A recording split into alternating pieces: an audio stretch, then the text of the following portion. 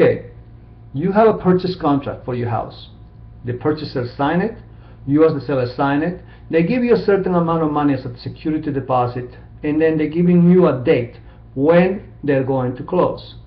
But before that happens, there are several contingencies that must happen. If there's a financing contingency, if there's a home inspection contingency, or in some cases, there may be other contingencies that may apply to your case.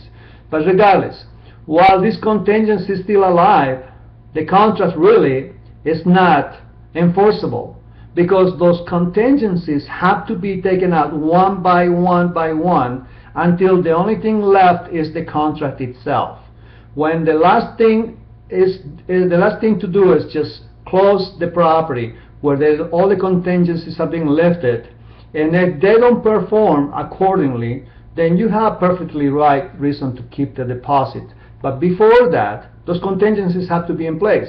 If there's a home inspection and they elect that they say they want to walk away from the property because during the home inspection they found something wrong, you must give the deposit back to them.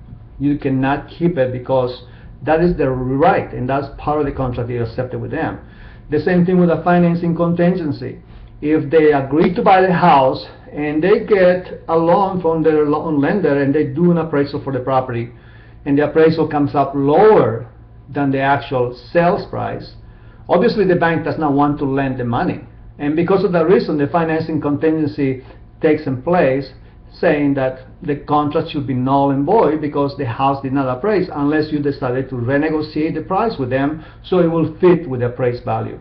At that time, the buyer may elect, I don't want to buy it. For that reason, then you should return back the money. But obviously, the biggest lesson for you is here, that whenever you have a contract and there is something that needs to be enforced, you're better off talking to an attorney.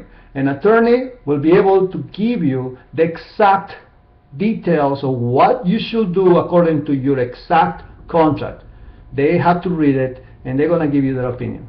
Okay? An attorney is very important during the sale of a property.